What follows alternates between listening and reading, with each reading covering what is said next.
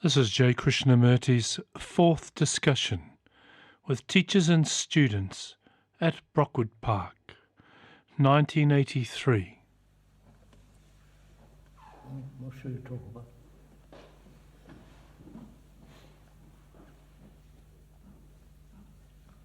During the last talks, we have been talking that the brain has been programmed.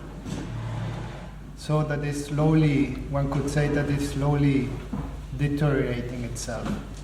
And I wonder whether we could talk what are the elements that could help the brain not to deteriorate. Elements to, Sorry? I couldn't quite hear what. What are the elements that might help the brain not to shrink? Not to deteriorate. Yes. Because there are even from science, they are saying that if you don't use the brain properly, it is shrinking. Of course. Yeah. Would you like to discuss that? Rather serious question. The question is, can the brain, if it is not properly employed, will inevitably deteriorate? The scientists have been saying this, and we have been talking about it for years. Now, do you want to discuss that very serious subject?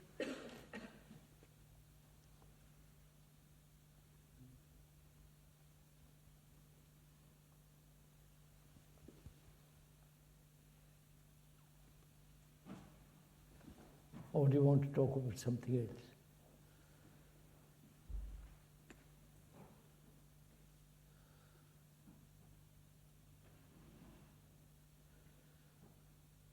Shall I go on with it?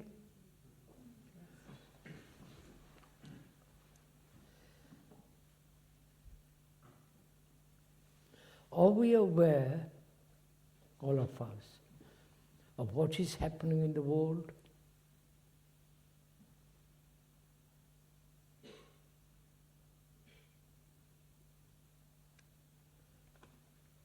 The politicians don't know what they are doing. Either in the communist world, totalitarian world, or in the so-called democratic world. They don't know what they are doing. They become very confident. They are very confident. And so people who are uncertain, disturbed, when they meet somebody who is very confident, they vote for him. But the person who is voted for doesn't know what he's doing. You understand? And the world is steadily deteriorating, gradually going to pieces, right? I don't know if you are aware of it, or you may think the whole thing is progressing marvelously. That's one point. Second point is, the computer is going to take over most of our thinking, most of our capacities to do certain things. And so, looking at all this, and we are going to have tremendous leisure too. Right, sir? And what are we going to do? Leisure, very few, very limited occupation, perhaps 2 or 3 hours a day or more, and the world generally is getting really economically, in every way, in a terrible condition.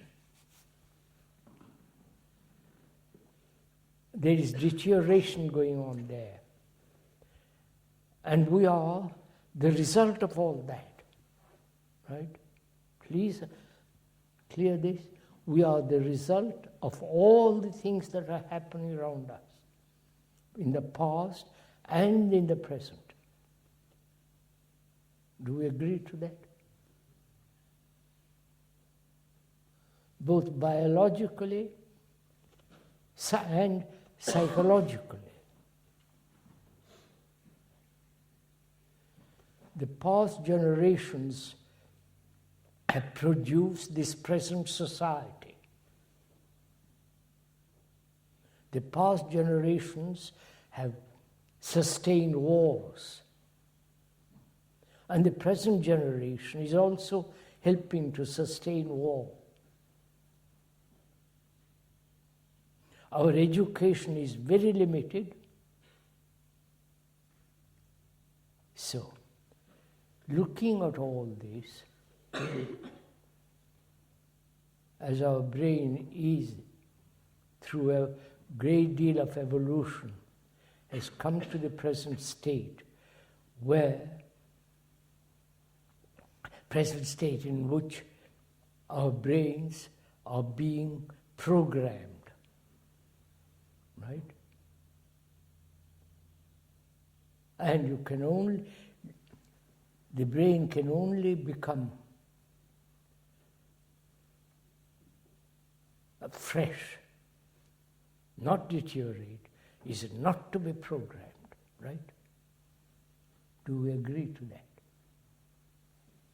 Do we see that? Please, let's discuss that for a minute.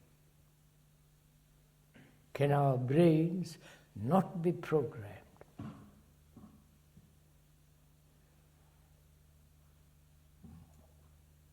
You understand what I'm asking?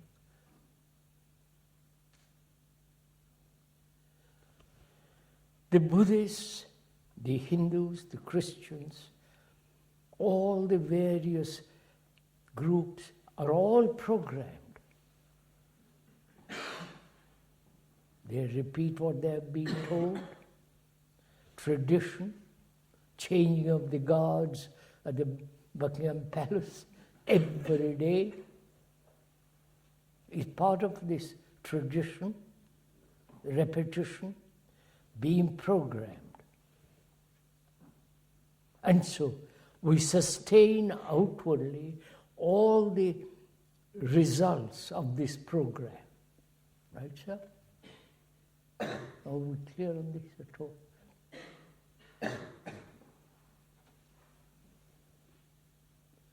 And as long as we function, think, act, and react according to our being programmed, inevitably our brains will deteriorate.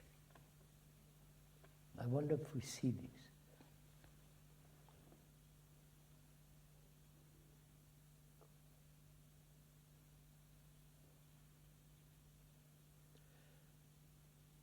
Do you submit to outside pressures? Are you aware of outside influences, pressures, impressions, reactions, and so on? Are we aware of all that?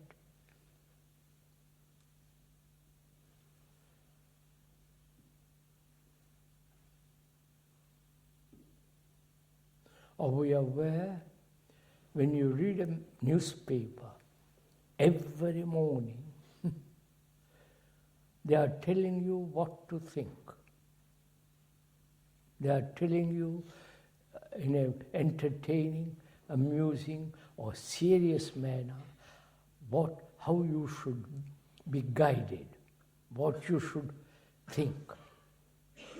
The magazines, newspapers, the television, right?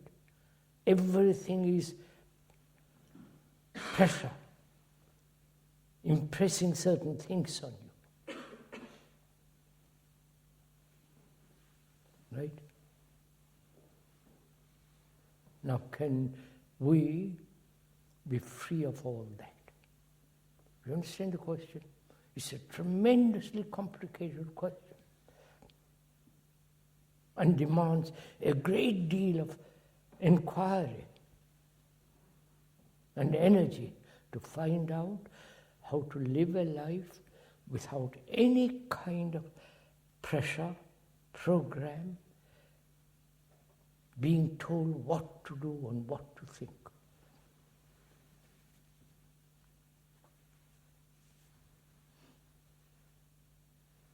I don't know if you heard the other day,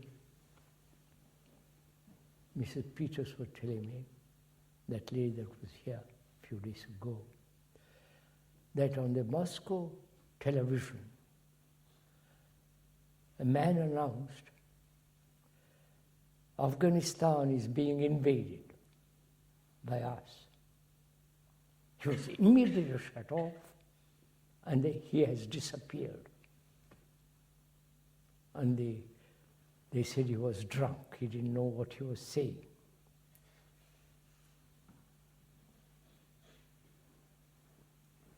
So, you understand what that means? And also, perhaps last year, there were several American professors and students, especially I think mostly students, about half a dozen of them, went all through Russia and talked to colleges, universities. I listened to several of their interviews.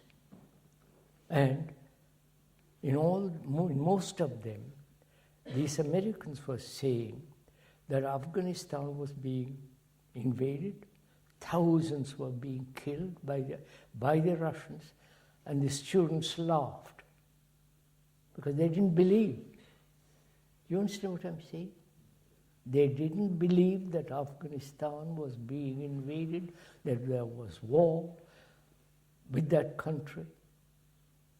The totalitarian press said nothing about it. And somebody comes along and says contrary to that, they laugh, they don't believe it.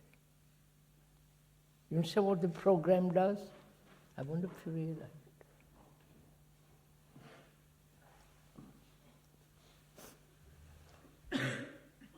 I'm a Hindu, suppose, and I've been programmed for 3,000 to 5,000 years to believe in certain things.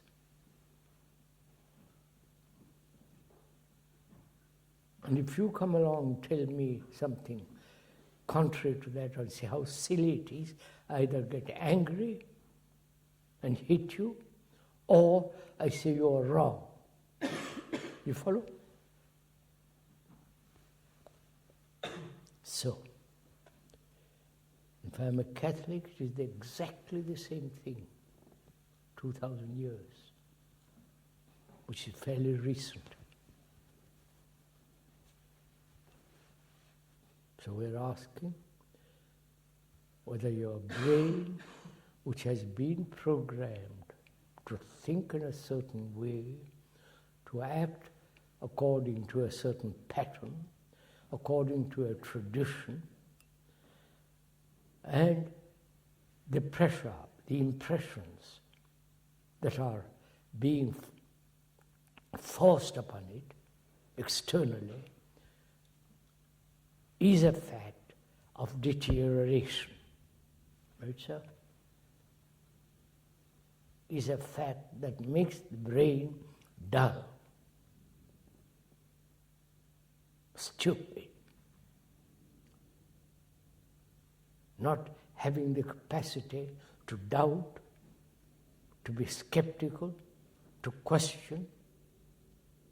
Follow? It hasn't. Right? So I'm asking you a question, if I may, most respectfully, the older generation and the present, the older people and the young people here, whether you can be free of being programmed.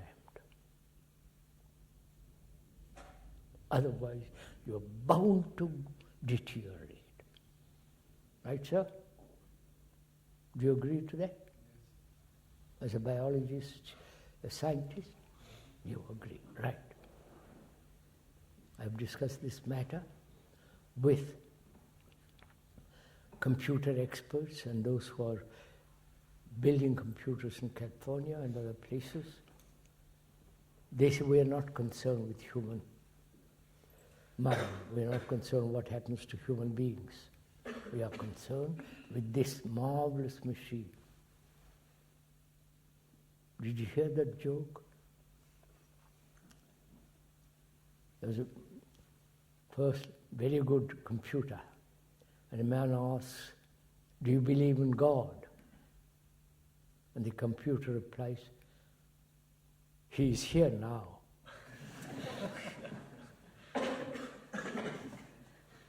You understand?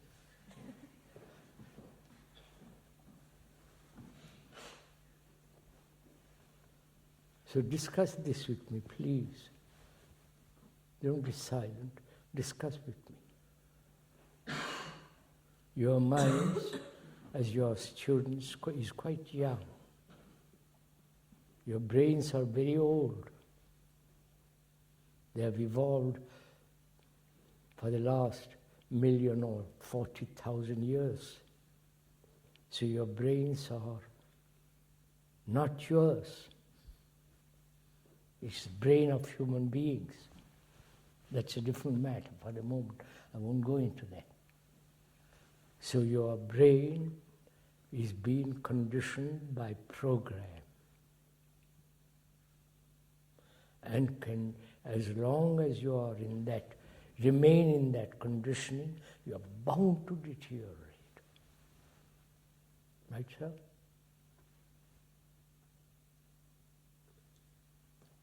Now, is it possible not to be free of all that? This is a very serious question. The other day in New York, there was a professor of philosophy from, I think he was from Harvard or one of the big universities. He has turned into he's become a neurosurgeon. And he was asking in a group of discussion with psychologists and others, he asked a question which is, can the brain cells change?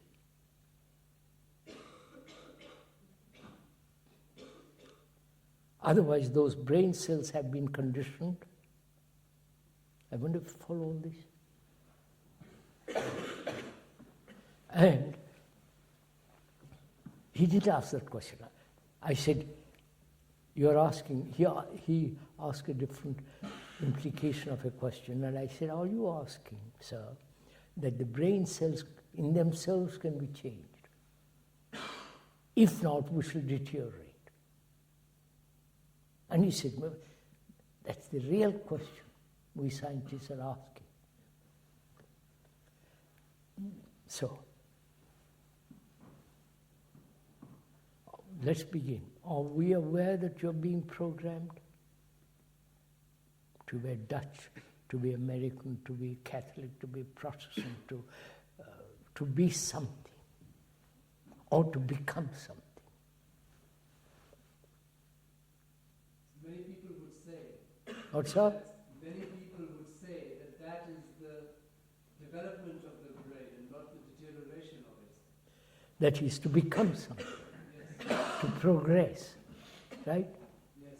Now, what do you mean by progression? What direction? Progress what? The same thing, progressing?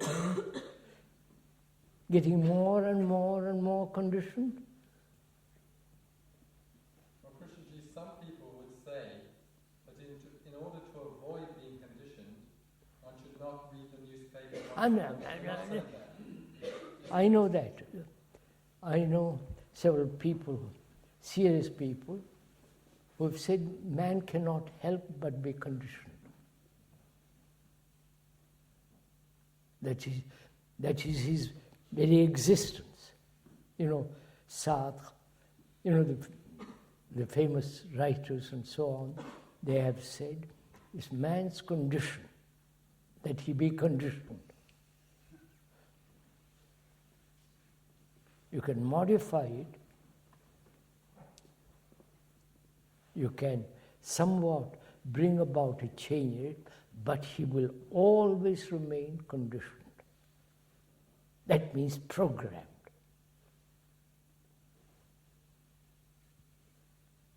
Well, I've heard a few people say that here, Krishnamurti. Huh? I've heard that said here. Oh yes, this is a common statement, common feeling and assertion that man will always be conditioned.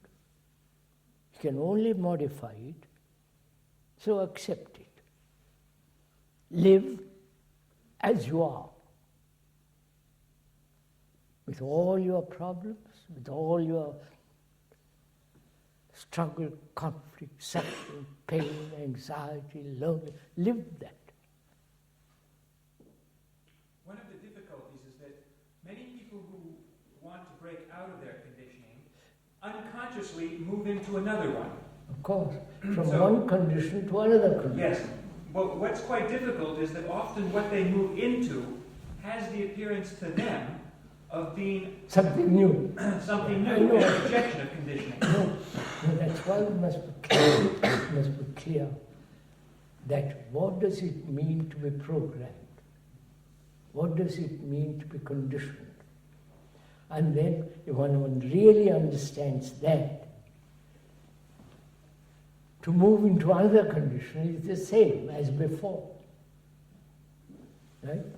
Only that perhaps a little more exciting for the time being, more pleasant, but it is the same pattern repeated in a different way. So let's be very clear what programming is and what that has done to our brain. Right, sir? Are we clear on this? Well, how can we be clear if we are the product of conditioning and No. history? You mean you don't see that you yourself are conditioned? Well, what do you mean by seeing? Huh? What do you mean by seeing? Being aware of it. When you use American, I am an American, or Chinese, or I believe in communism, aren't you aware of that? Huh? Right? Are you aware of that? When I say I'm a Hindu, I'm taking the most serious example. When I say I'm a Hindu, I'm conditioned. Right? I'm aware of it. When I go to India and when I go to temples, all the whole circus, I know it, I'm conditioned. Okay, well, this is on the surface, but how are we to be clear about subconscious conditioning? Wait, I'm coming to that. First, don't go to more complex things till we are clear with simple things, right? Are you aware that you're an American? Are you aware that what religions, organized religions, have done?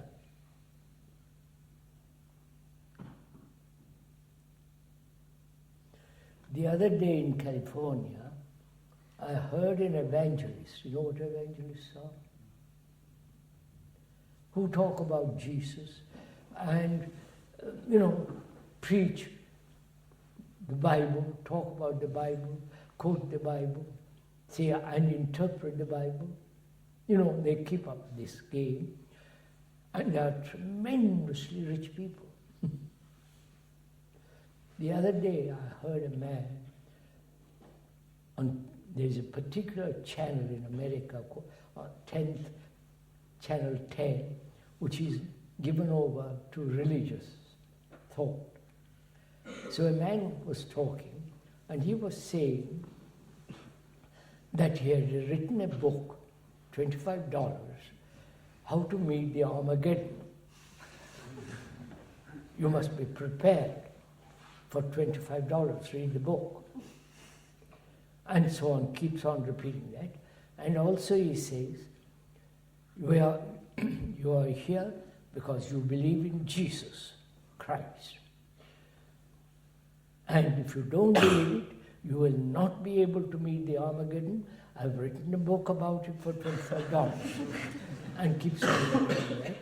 And then if you believe in Jesus Christ, He's going to come out. Listen to all this carefully.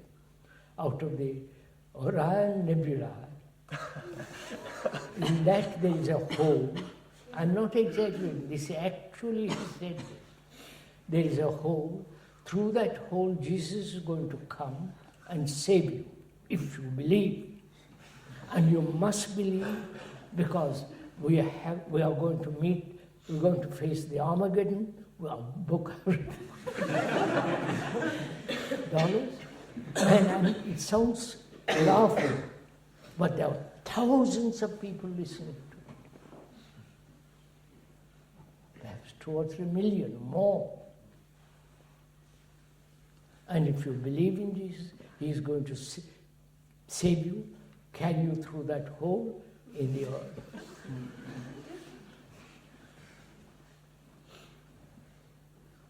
No, sir, you don't know what the world is doing to you, right? Well, according to those people, they say they actually do see Jesus. Oh yes, I heard a man on that same channel. I listen to all the channels very carefully. On that 10th channel, the man says, I have seen Jesus, He exists, I've talked to Him, and thousands listen to it, young and old. He tells me exactly what to do. And I'm telling you what to do. You must believe, you must have faith. The Pope says that. You ask him a very complicated question or a very direct question, he says, have faith. They have done this for centuries. All religions have done this in a different way. So, are you aware that you've been conditioned as an American Hindu national and so on? Are you aware what religion has done to you? Organized religion. I'm not talking about what is the religious mind. You understand? That's entirely different. What organization, the rituals, every day. You follow? Repeat, repeat, repeat. The rituals, the dogmas, the hierarchical authority, and also what politics have done, economically, socially. Politicians are now, you know what they are doing, of course, right? I don't have to go into that, have I? In this country, there are 4 million unemployed, nearly 4 million. In India, untold millions are unemployed. In America, how many have forgotten? 10? 3, 2 have forgotten. And each country says, I must be safe first.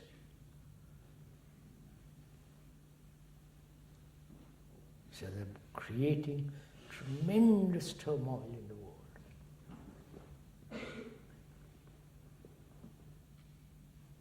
But Krishnji, when you ask these questions, we all have a good laugh about the Christians. About? We all laugh about the Christians. Not Christians, about that particular incident. None of us here are Buddhists, none of us are Hindus, I don't think there are any communists, so maybe we're just preaching for the converted. No, I'm asking, no, are you aware of what this has done to our brains? Well, I think perhaps not. That's all I'm asking. You may not be Hindus, Christians, or believe in Jesus or some other. Perhaps you don't. But the effect of being programmed for 2,000 years, and another part of the world where they have been programmed for 3,000 to 5,000 years, that programming unconsciously, the human brain holds that, right? Well, I think that's why Ken here, he was asking how can one understand this unconscious condition? I'm coming to that, sir. First, we must be clear on the surface, conscious mind.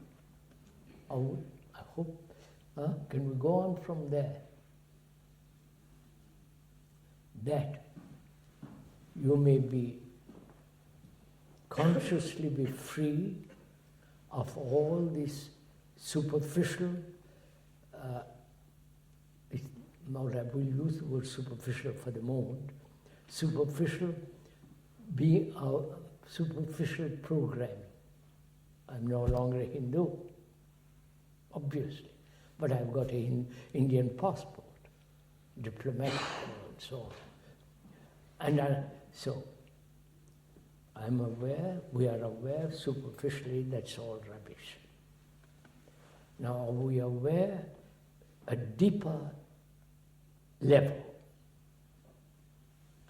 right?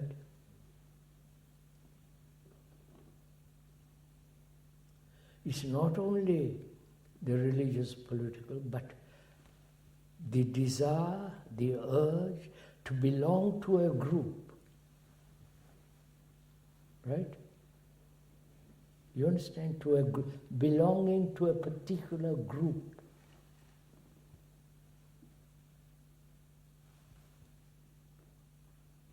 Well, in this discussion, are we not desiring to become part of a group of intelligent beings?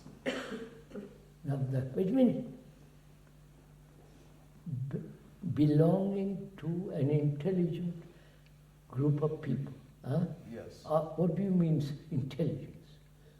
Well, I don't know. That's what we're trying to find out. So, are there such a group? Not that I know of. We are still young. If I may point out, there may be such a group. And the group says we are very intelligent. And you say, but John, they are intelligent because they say so, then you might join them. So are you aware of this inclination, the tendency, the human urge to belong to something?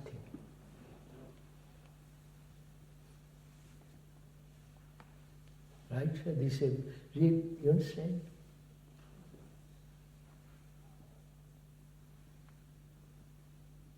Because by oneself one feels so insecure, so lonely, separate, and therefore you say, I must belong to something to be safe. Are you aware of this?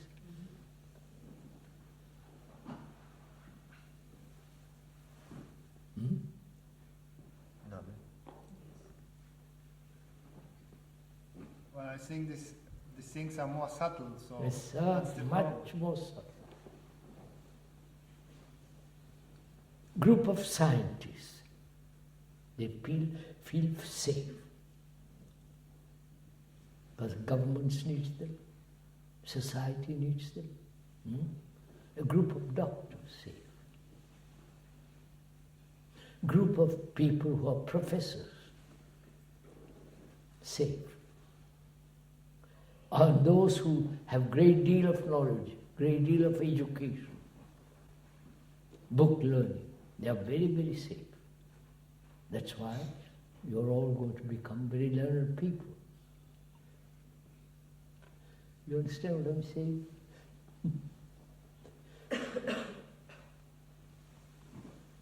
So, that's one thing. That's how you aware deeply that though you may have thrown off superficial programming, There is much deeper, much more subtle program that's going on inwardly, deeper levels, right? Now, how do you discover for yourself the deeper levels, right? The deeper levels of being conditioned.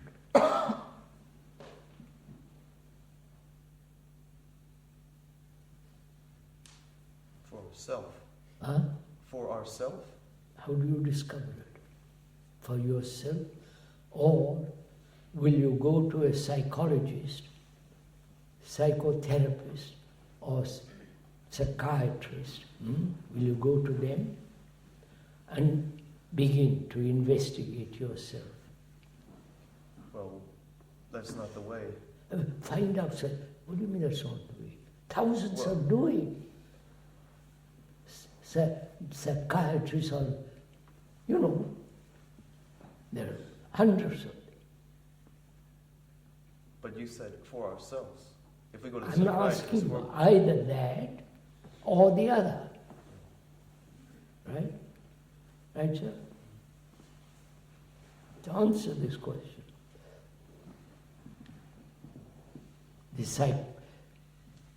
let us use one word to the psychiatrist, I keep to that word, psychiatrist, trace back to your parents, and they say because of your parents, or because of your past generation, you are this, right? And your conflict arises because your mother or your father or your past generation didn't treat all the rest of it, and so on and so on and so on. How will you find out for yourself? Please, this is an important question. Do listen to it. How do you find out for yourself the deeper levels of being programmed, conditioned?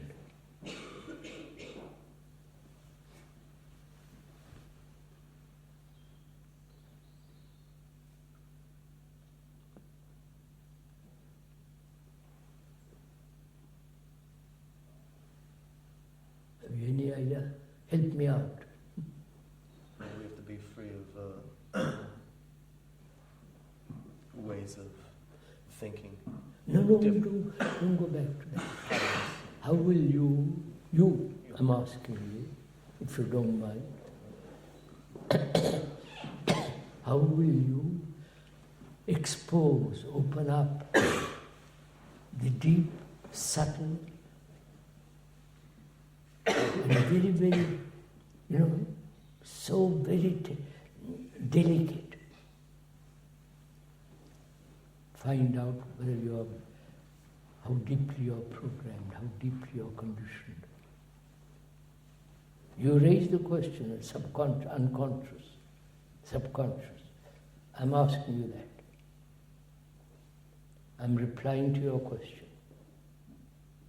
In what manner will you uncover, find out?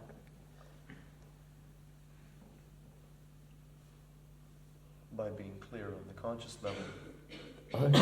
By being clear on the conscious level. You are, for the moment, suppose you are, that you are not American, Russian, Chinese, not Catholic, Protestant, Buddhist.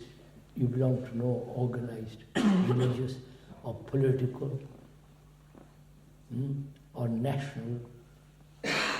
You understand how serious that is? Or are you just saying yes, yes? That means you are going contrary to all the millions of people. Right? If you live in this country, British. If you live in America, it's American. In Russia, Mother Russia. You understand? India. When India was not free from the British, I used to talk against nationalism. I've been doing this for years. And they told me, go and preach that to the British, not to us. You understand it? So, are you very, very clear at the upper levels of your consciousness? That's better than theirs. Upper level of your consciousness, of your brain, that you are free of all that. And therefore clear.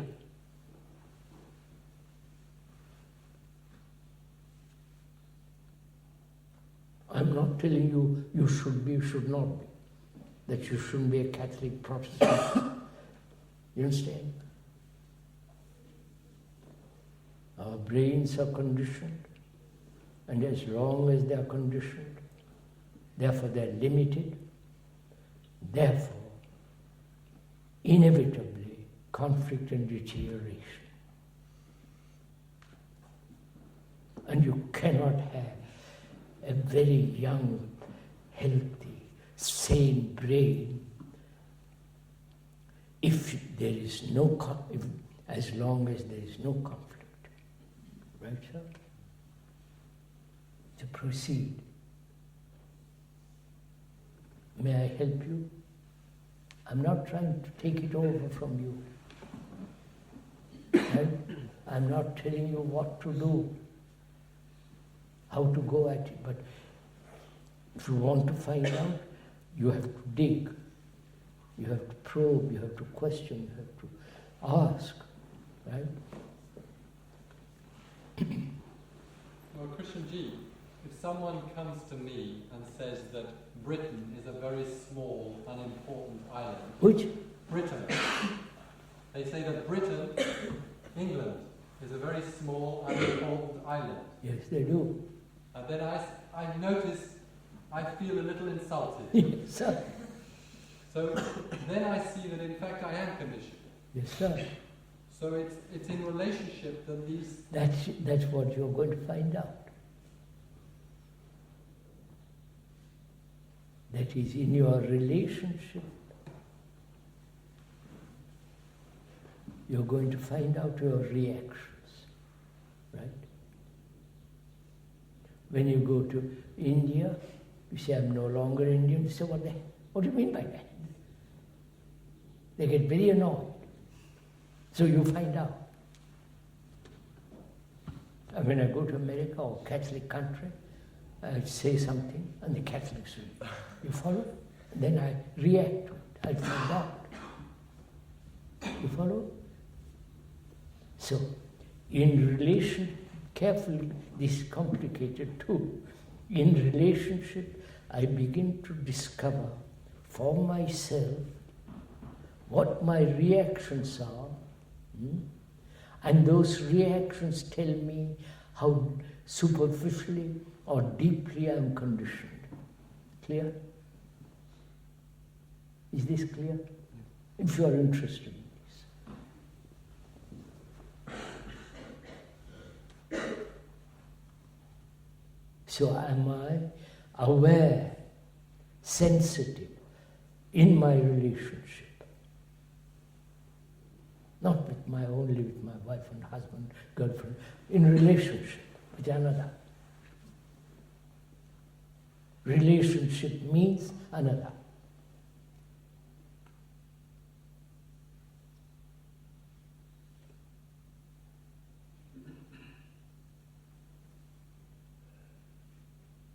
As Brian Jenkins just now pointed out,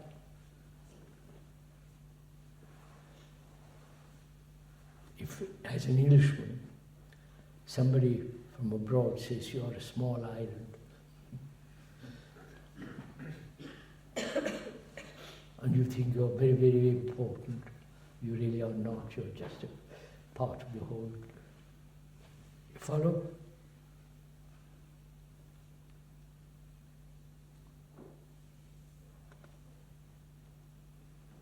And we have strong prejudices. So, in relationship with another, you begin to discover your reactions. Or there is a totally different way of doing it, which is much more complex.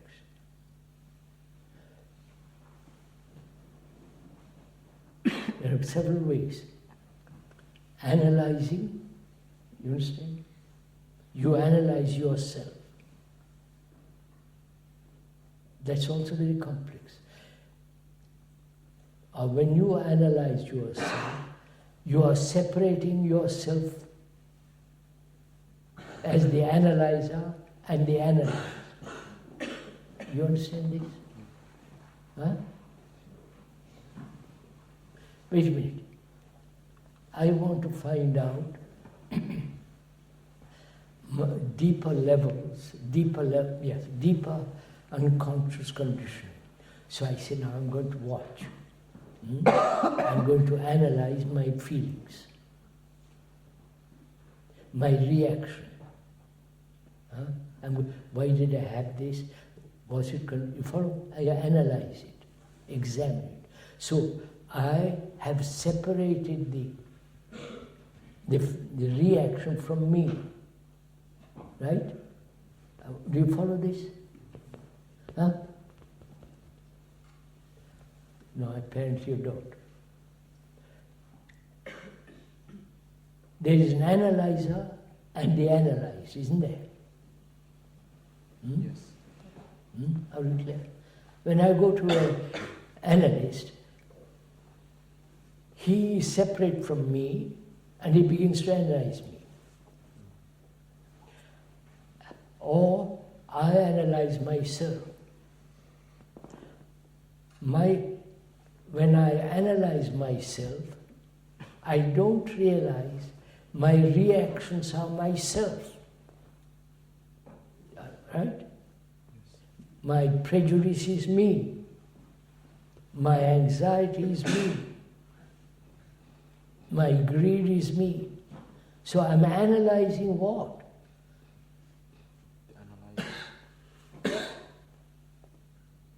You understand my question? No, you're not going to. Come on, sirs. Means you're analyzing the analyzer. I'm analyzing what? Do you realize when I analyze, there is a separate me and something I'm analyzing.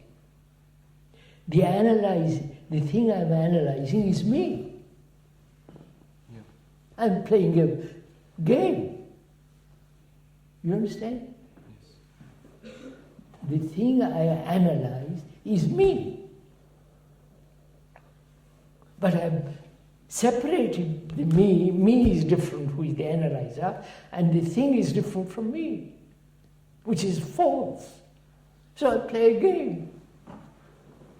Right, so you follow? Either go to an analyst, or I introspect, examine, question, as though I am separate from the thing. Right? Do you follow this? Oh, somebody say yes or no.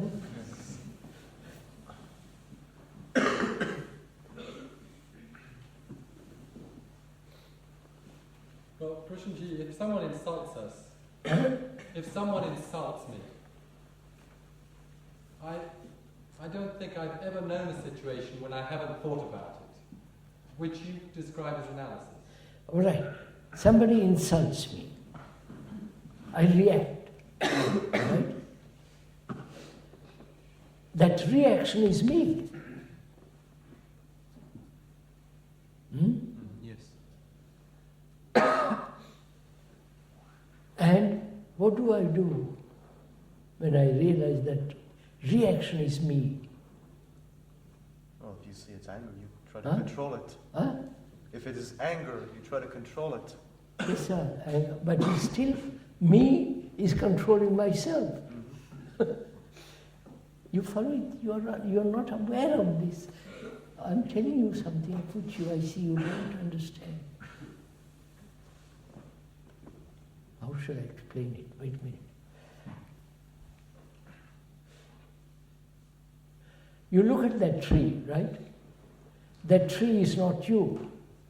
Or do you think you are that tree? Oh, that's clear that I am not the tree. Huh? I am not the tree. Thank God. Now you look at yourself in the mirror. Comb your hair, shave and all the rest of it. That face is you, isn't it? I hope so. Huh? Yes. Not hope so. Yes. That face is you. Right? The nose, the body, the arms and so on is you, part of you. What you think and what you react is part of you, is you. No? Yes. Right? Now, when that's you, right? Why do you divide it? Why do you say, listen carefully, why do you say, when you examine something that's separate from you? When you examine jealousy, jealousy is you, right? And you examine it. How do you examine it? How do you analyze it? As though it was something separate from you, which is not so. So the analyzer is the analyzed. You understand? Come on, sirs. When it's a pleasant thing, we don't separate ourselves from what we observe. It seems that when it's unpleasant, we want to distance ourselves. That's right, sir. They are not getting it. I can see the black face. Sorry, you're not getting it.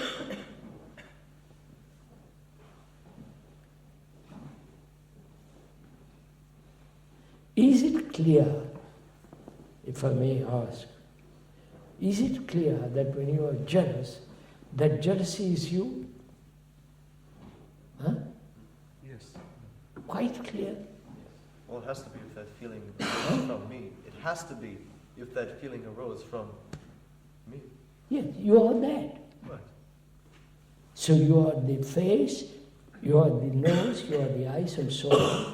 You are also jealousy. Hmm? No. You are your name.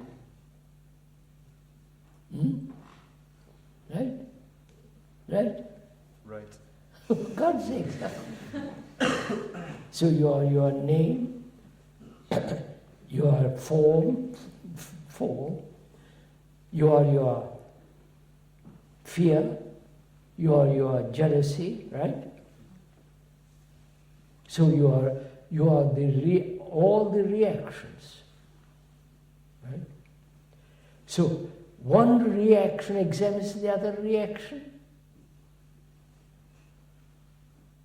That's what you do, right? Can one reaction examine another reaction? Answer Why this. not? Oh, Why it not? can't. You think you can.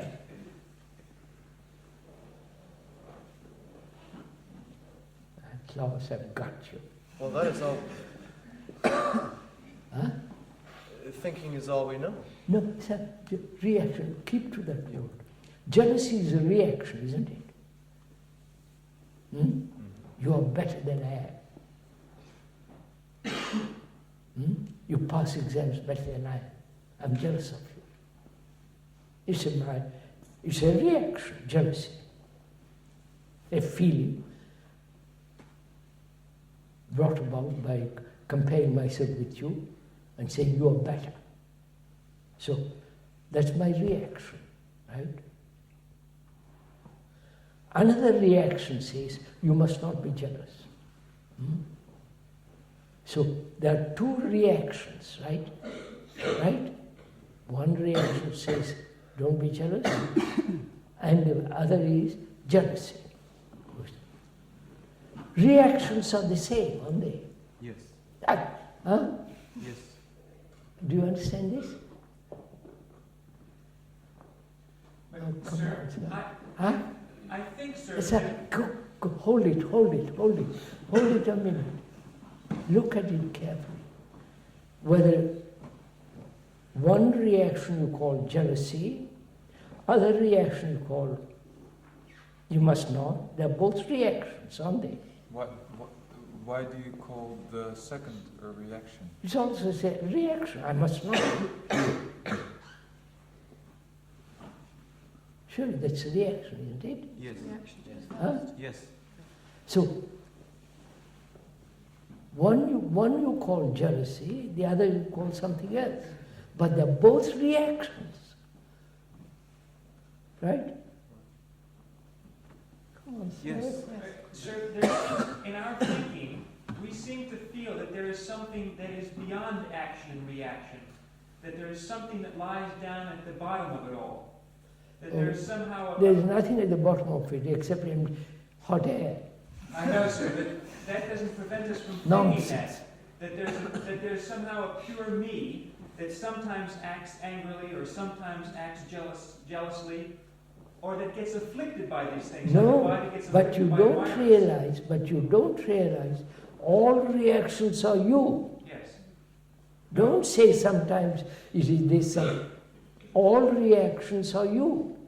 And all reactions, though you give them a different name, are reactions. Yes.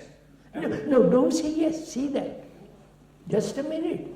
Would you say that there's nothing but that? I'm not saying but. I won't use nothing but. Because you see, Please, we please. feel that there You is- see, you're getting it intellectually complicated. Just keep it simple. Jealousy is a reaction. Anger is a reaction. Right? Not to be jealous is a reaction. Right? Clear? So, one reaction opposing another reaction. Right? But they are both are reactions with a different names. And they are all us. Huh? According to you, they are all us, these reactions. Don't come, not according to me. Just look at it first. What you are doing is one reaction, call it X, other reaction Y. And you keep them separate.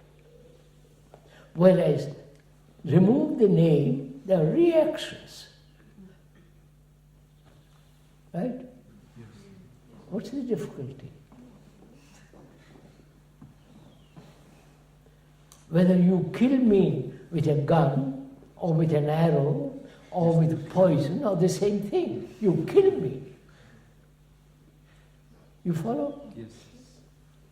Krishnaji, what is it that's seeing these reactions? What is it that's understanding what you're saying now? Is that another reaction or what? Maybe. Or you see the fact. Fact is not a reaction. Well, I think that's part of the deterioration that we were speaking, that we cannot see, that it seems so normal to be fragmented that we Yes, cannot sir, see that's that. all my point.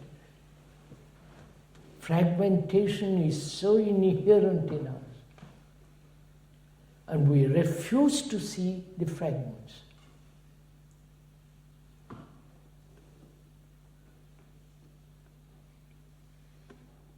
Right?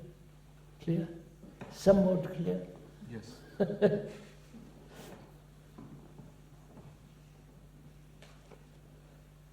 You understand? I've been programmed to get angry. I've also been programmed not to be angry. I'm taking that. So, what is important? Not to be programmed. Right? Well, we are programmed. No. Yeah. Look, I've been programmed to be American. Or, I don't know, British as we are in this country, this part of the world, have been programmed to be British. That's a reaction, right? I'm British. And also I've been programmed to internationalism, right? Right? You understand? International, which is contradiction. I won't go into it. So, all that I'm saying, sir, both are being the results of program. Therefore, our concern is to be free of programs, right? Right? So in what manner will you not be programmed? I give up. So are you suggesting that when things like greed and jealousy or anger arise, it's generally as a result of a reaction to progress? They are reactions. I put a pin into you, you react, right? But do I only react because I'm programmed? Yeah, look, I put a pin into you. You're not, if you're healthy, if you're not paralyzed, you react. If I call you communist, you will react because you are programmed to hate me, communist. And you react. So, action and reaction is part of our life, right? Prejudice is part of our reaction. I'm prejudiced against you because you are British, or you're prejudiced against me because I'm Hindu, right? Because you have been programmed and I have been programmed. And we react according to our program. What is important is to find out how to live without being programmed. It doesn't mean I won't react if you put a pin into me. Don't do it, please.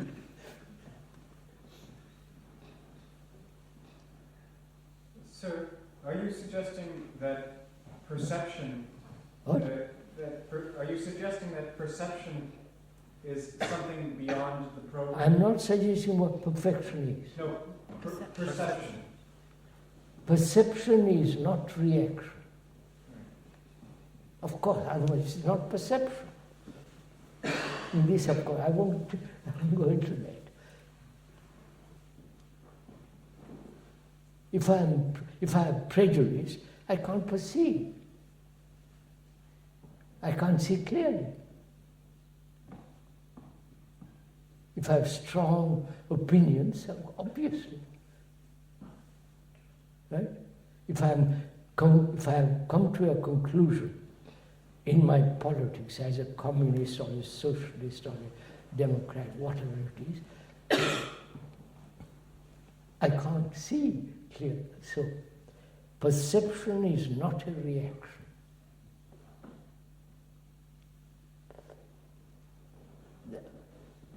Therefore, perception is pure observation without any reaction. Are we clear about this little bit even? Huh?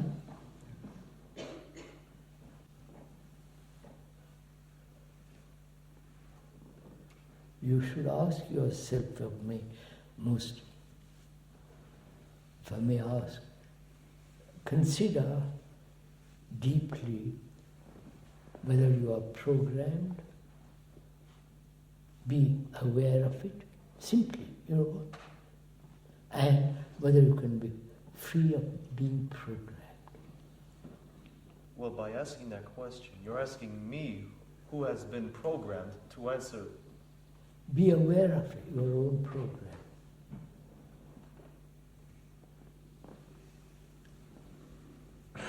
Well, how can I be aware if I approach it? I told you just now. By observing. If I say you're a Eskimo, Yeah. I don't react. I'm not. Huh? So you find out you hate the Eskimos, or you're attached to your own nationality, and so on. You find out through relationship, through reaction. And also because we have the capacity for perception. What? You suggest that we do have the capacity to perceive. No, certainly you have the capacity. No. We do have the capacity to perceive, but we don't use it much. I don't understand your question. Well, Ken is wondering how can I change if all I am is a bunch of memories and programs? Sir, look at it simply, sir, please.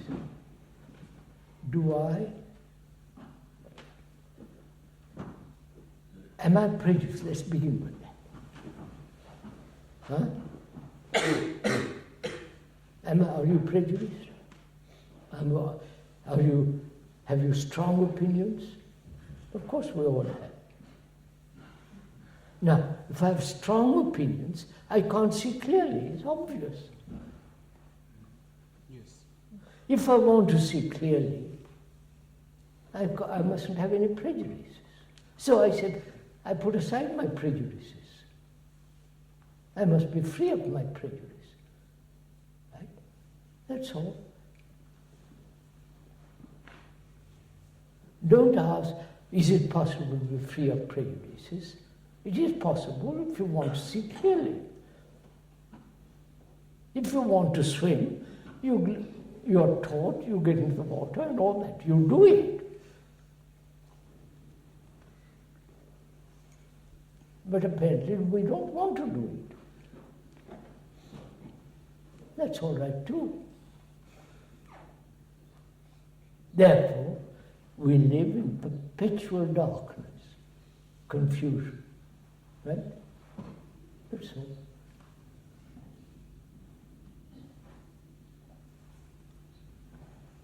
So, what will make the brain, not what, can the brain not deteriorate? Right? You understand, sir?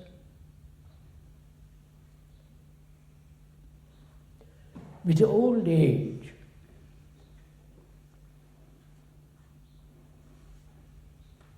the brain begins to deteriorate, right? Because it's being used wrongly. Conflict, ambition, smoke, drink, indulgence, iniquities. So the brain gradually deteriorates, becomes senile, gaga. And is it possible from now on, not when you are 80, say, well, I must be very bright. From now on, can you find out for yourself what are the causes of deterioration and end them, not say, well, let's talk about it. One of the causes of deterioration of the brain is smoking. Right? Right? All the doctors, all the scientists are now emphatic about it. Well, many people know that, but still. Oh, no. You know. Yeah. Not many people. We are talking here. I'm not talking to people who smoke. And they say, go to hell. It's none of your business. Naturally, it's not my business, doctor. But if they come and sit in a railway carriage where they say, don't smoke, I point out, so please, don't smoke here, go to the carriage. Here, we say one of the factors is smoking. It affects your heart, it affects your brain, it affects the whole system, right? And suppose you smoke, suppose, I'm not saying you should or should not, suppose you smoke, you listen to that, so I don't care what you say, but I'm going to smoke. That's all right. But realize what is happening, right? How you are destroying your brain. The same way alcohol is very bad. Well, how can that be if my brain is in a process of decay, my whole Oh, body? no, it's not. You're quite young. You can see what I'm saying. Okay. Don't say how, if my brain. Your brain is now listening, and you smoke, and I tell you, please don't point out the reasons. Either you say, well, I like to smoke, I don't care if I die quite young, it's your affair. But if you say, look, I want to have a very good brain, no smoking, no alcohol, no drugs, and that's only superficial things. And also, if you want to have a very good brain, no conflict. That becomes much more complex. Right? No conflict whatsoever. Right, sir? Conflict is like sand in an engine. Putting sand, it destroys the engine.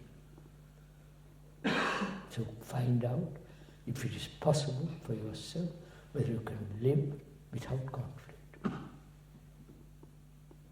without problems.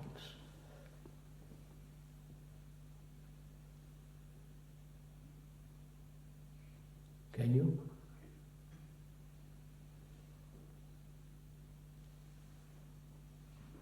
Can you, sir? Huh? Can you? You're asking me? Yes. I'll tell you. I'll tell you.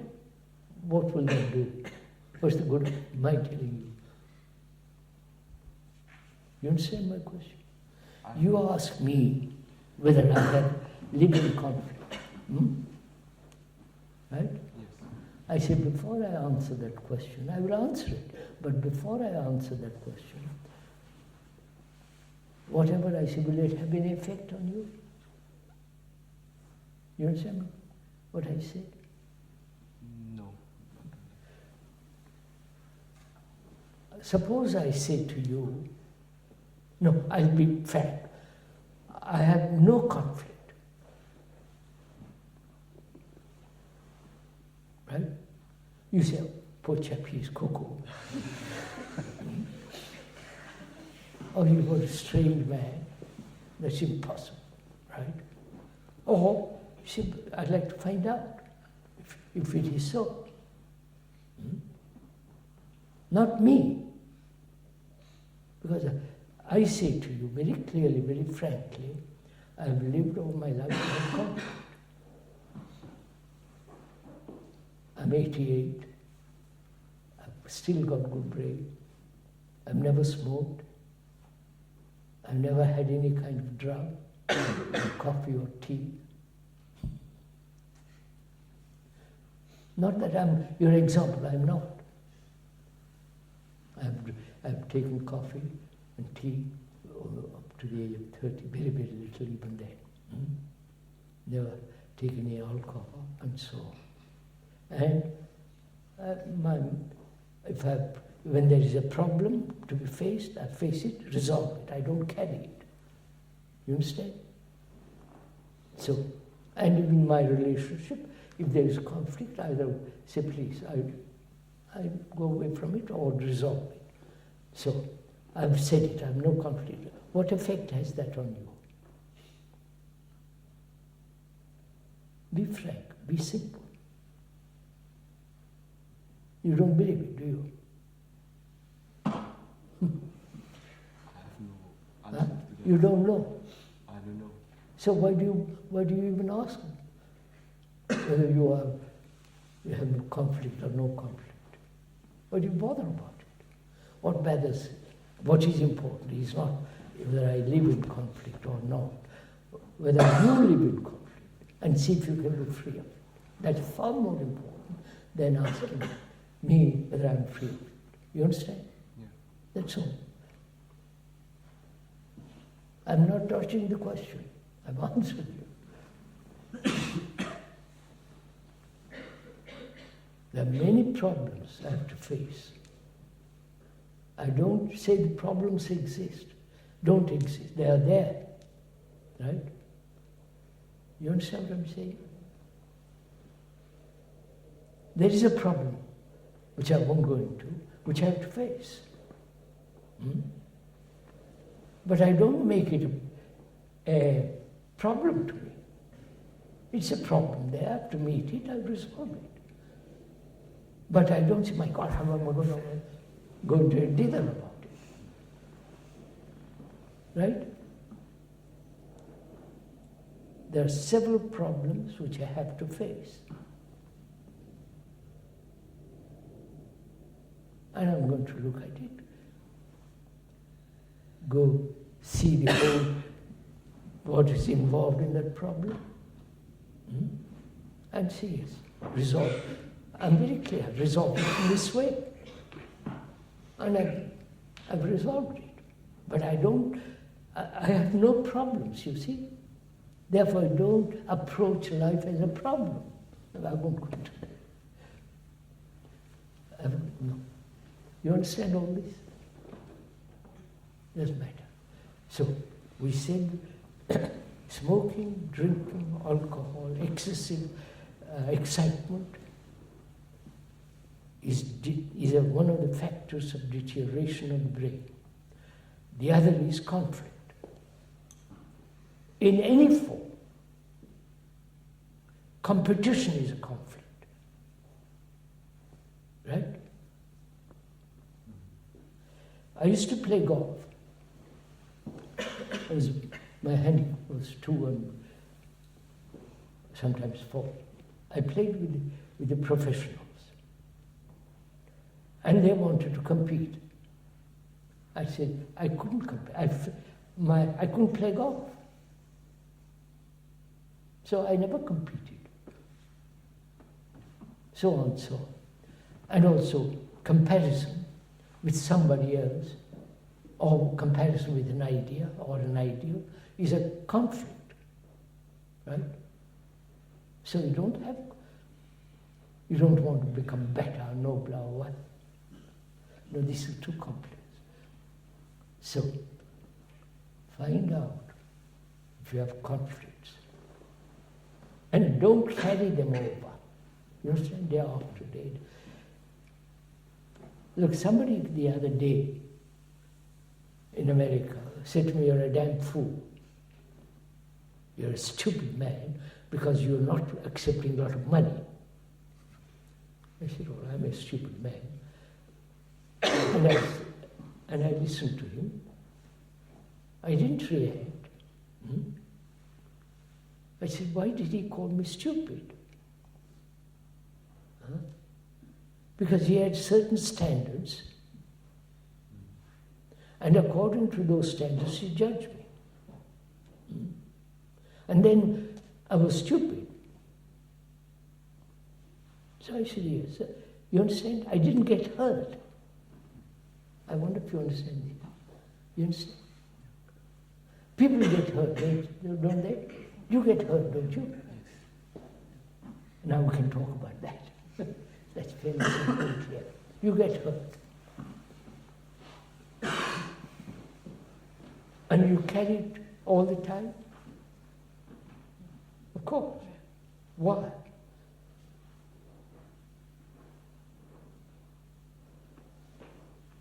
And what is it that gets hurt? You? Huh? Huh? What is you? No, look at it. Don't say you don't know and stop there. You get hurt, right? And you never ask, who is it that gets hurt? Ask it now.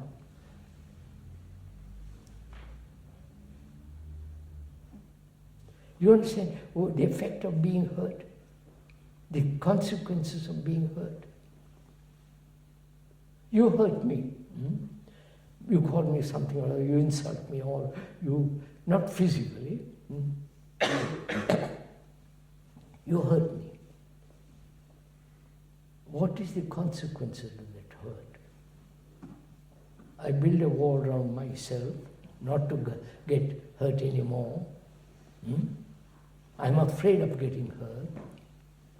So gradually, I'm isolating myself, not to get hurt. When I isolate myself, what happens? You can't ever. I'm more frightened, right? More nervous, more anxious.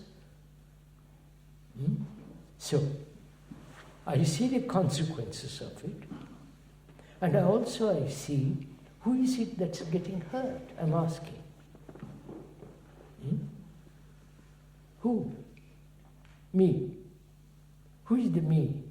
The image I have about myself. Right? Yeah. That's getting hurt, the image. Right?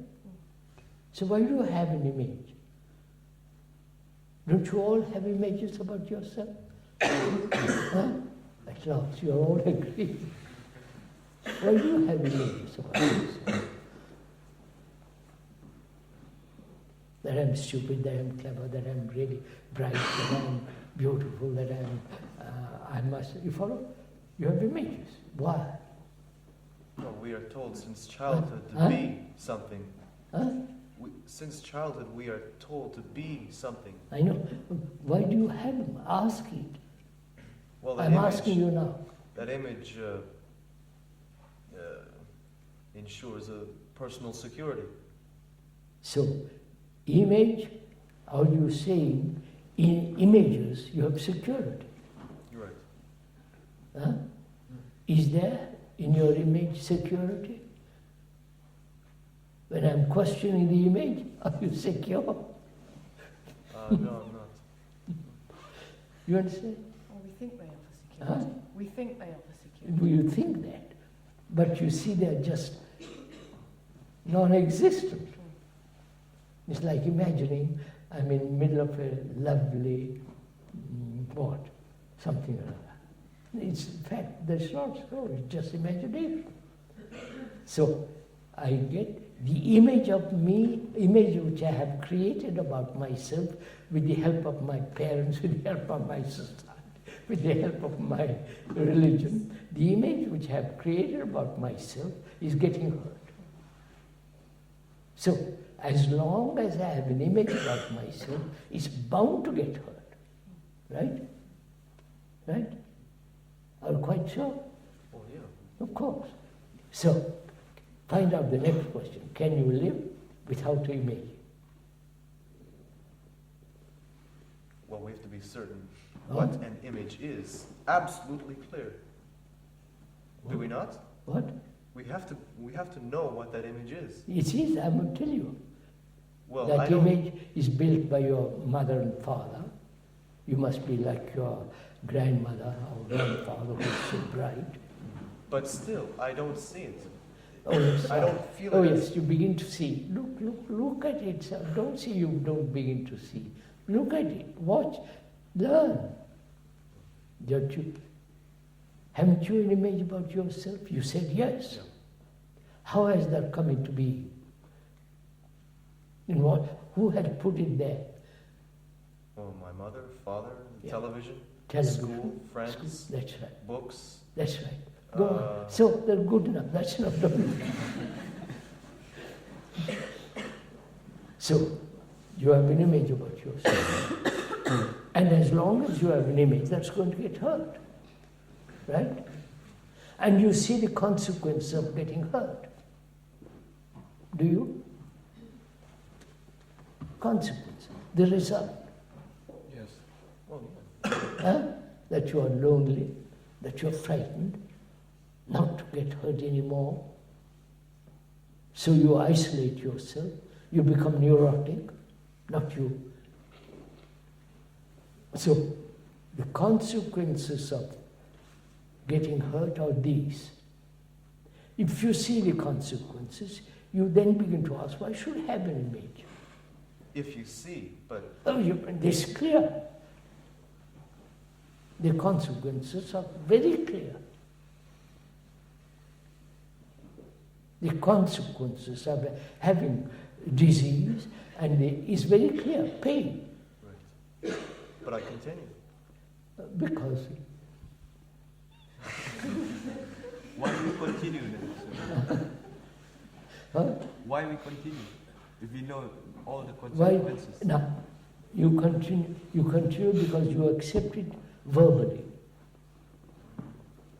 You don't actually see the consequences. Wait a minute. If I have cancer, it's a very dangerous disease, and first I don't mind, it's all right, you know. I won't say that because it's very, very painful. So I have to do something. So I go to the doctor, he said, my chap, get on the table, we'll operate you. And I'm frightened. I might die. I said, all right, sir, I might die.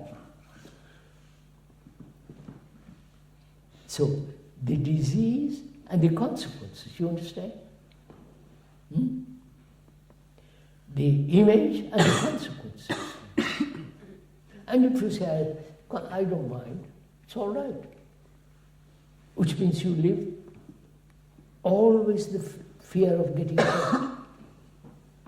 Therefore, that will be one of the factors of your brain deteriorating. Right? Fear of getting hurt. So, to be free of any form of hurt, obviously no image. You can ask me, have you an image about myself? I said, you're too childish, don't even ask me, I have no. It's simple. I've been called every kind of name. I've been flattered up to heaven, insulted up to hell. Tremendous. I said, well, go into it, find out. This talk, well, I feel like I'm on a therapeutic couch. Because you asked me a question, my image responds. No. You see how you're making it come. Look, you said just now that you get hurt. You. I'm asking you, who gets hurt? Oh, I do. Huh? I do. Oh boy, you do. Who is you? The product of... You're the image. Huh? We agreed a few minutes ago. The image. Huh? As long as you have the image, you're going to get hurt. That's a fact. Or flattered, or insulted, or kicked around. Right? So, if you want to live that way, live that way. But if you say, is it possible for me to be free of all image?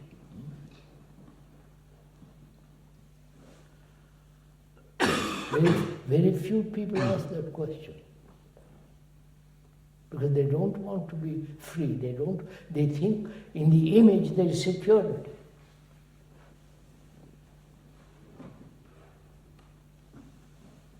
But Christian G, as a student, I look and I see the teachers here, and I see that Mr. Jenkins and the others all have images. They've listened to you for many years. I'm afraid so. And they listen to Brockwood, so the whole thing seems to be very difficult. No, sir. The thing is, we want to go on the same old way. Status quo. We never say, why do I have an image? And let me see if I can be free of it. If I have prejudice against you, and you have prejudice, we can't work together. We can't be friends together. So if I want to be friends with you, I drop my prejudices. It's simple as that. I don't see the difficulty.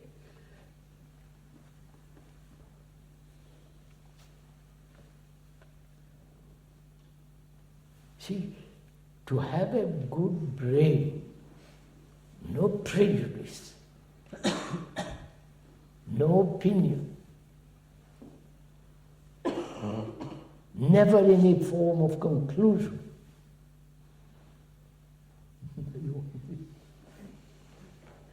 And no smoking, no drinking, all that.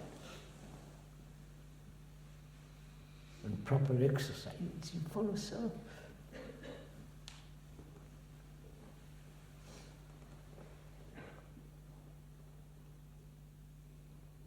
I never said I must have a good brain.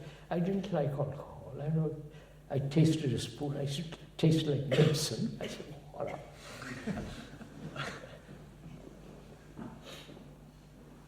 And somebody said to me, smoke, just smoke, as a boy. I just took a puff, it made me vomit. And I said, for God's sake, what should I train myself to this? So I dropped it. I never tasted any drug, taken any drugs. It becomes too silly. I never did this consciously. I said I didn't want it. You understand? But you're caught in it and then you're saying, what am I going to do? You see the difference? From the beginning, you say this all rubbish. You say, oh no, we must have experience. That's one of your phrases, right? Right? Now, to have experience, you must go through everything, mustn't you? Murder, right? That's an experience. Why don't you go murder? Why don't you steal? Why don't you hit somebody stronger than you, I hope?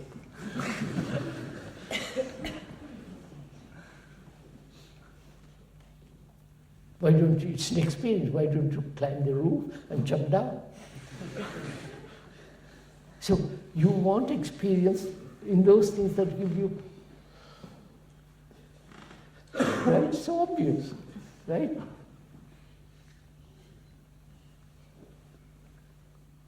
So that's, when you want to find out and do things correctly, without effort you do. But when you don't want to do it, all this arises.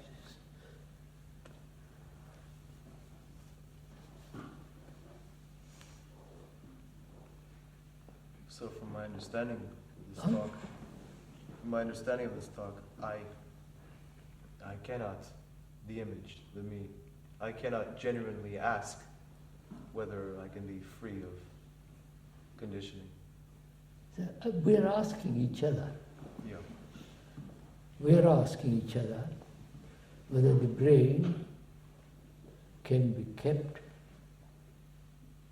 healthy, sane, and free. Free from conflict, free from all the drugs and smokes and all that. So that when you are 90, you're not gaga. Or when you are 20, you're not gaga.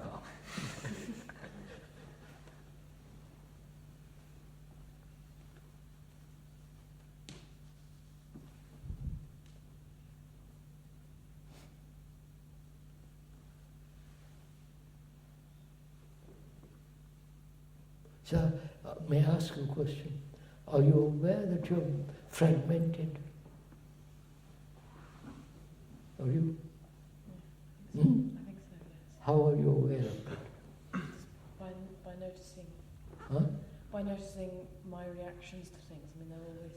No. Sit properly. Are you aware of it? Are you aware that you are fragmented, broken up? wanting one thing, not wanting another, wanting to become something and you can't, trying to be clever. You follow fragmented, broken up. Are you aware of it? Well, I tell you, if I was aware of it... No, don't complicate it. You see? Who is aware? Just be simple. No, I'm not aware. That you're not aware that you're fragmented? Verbally, yes. Yes, I've that's said that 1,000 begin times. with that. Begin with Yes. that. Verbally, you're fragmented. Yes. What does that do? What is its result? Verbally. It's good for your brain. Think, for what? Good. All right, repeat the question again. Our question was, if you are aware of your fragmentation, you said, and do you realize the consequences of it, the result?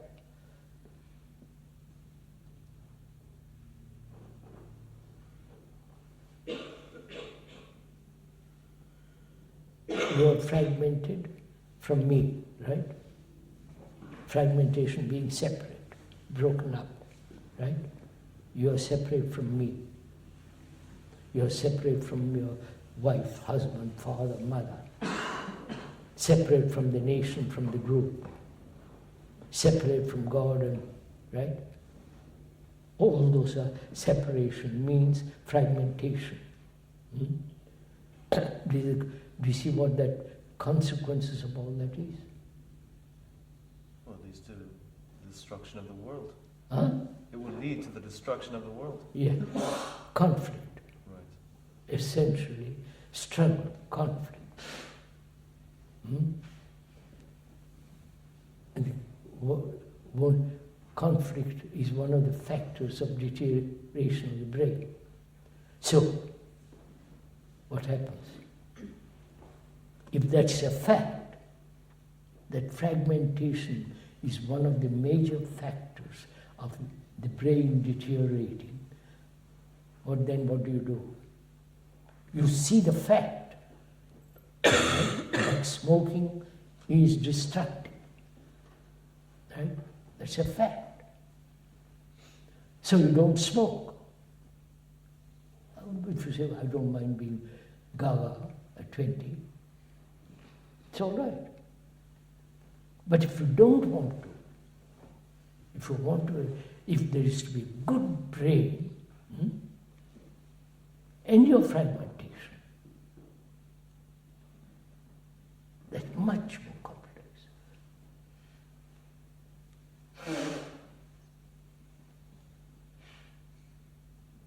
Which means complete abandonment of me. Well, I have to admit something to you now. And this is much too complete ending of all selfishness. Selfishness is fragmentation, right? You are selfish, I'm selfish. Fighting for my own, you follow?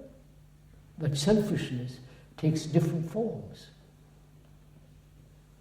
So I have to be extraordinarily aware that what the various aspects of self. I won't go into all that. That's too, you get boring.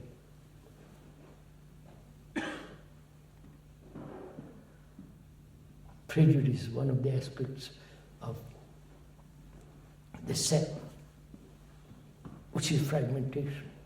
So, opinion, conclusions. I believe, and I believe I'm right. My God is better than your God. Right? So, if one wants to live a non-fragmentary life, which means a life that's whole,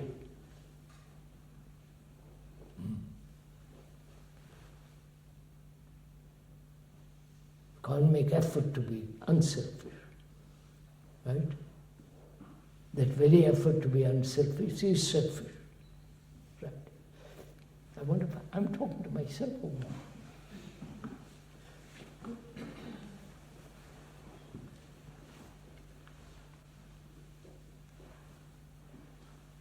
Do you want to be unselfish? No. That's an unfair question.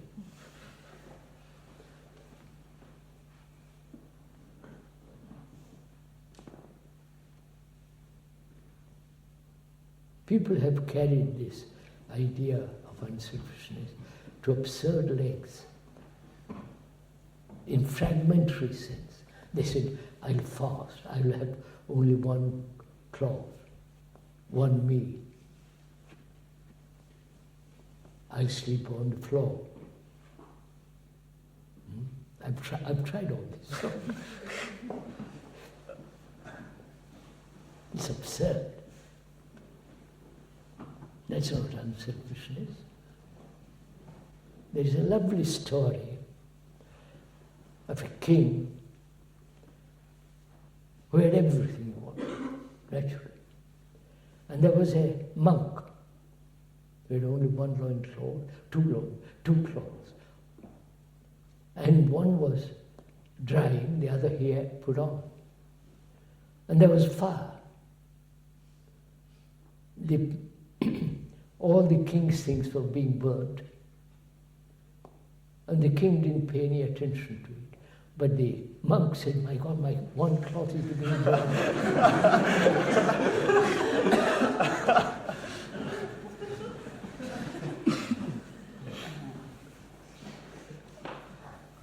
You can say, well, king can always buy. But that's not the point of the story.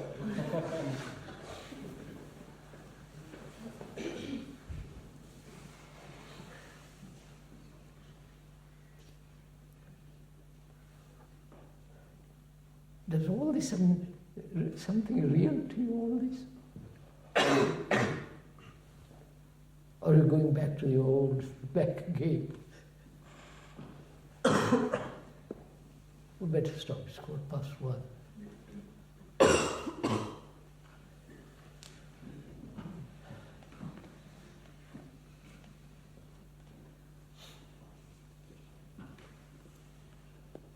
Find out how much attached you are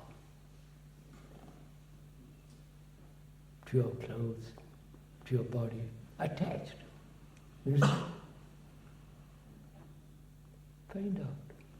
It's great fun.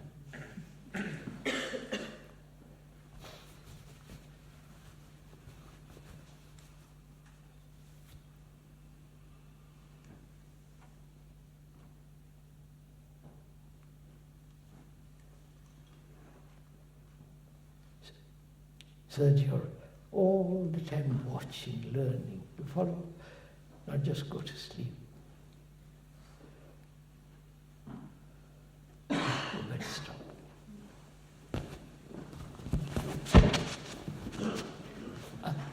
Mrs. Simmons is going to be here this afternoon. Right? I don't think we all should meet her.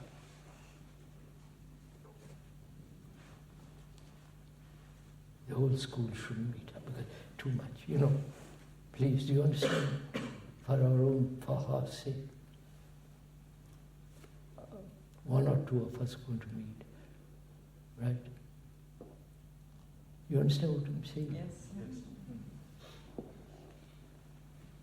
Till the doctor gives permission for her to come to meetings, or her to meet us all.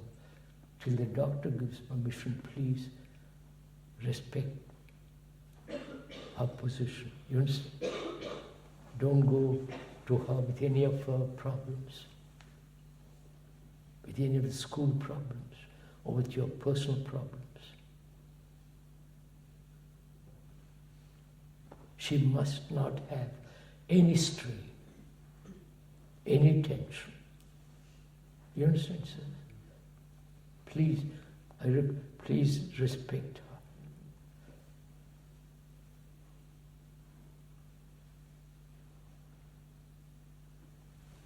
If you have problems, Mrs. Porter and others, not Mrs. Simmons.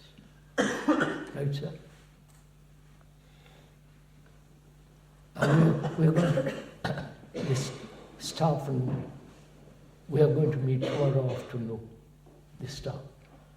Not today, because Mrs. Simmons might come at the, while we are having meeting, it won't be. So tomorrow afternoon, the staff and we shall meet at 4 o'clock tomorrow.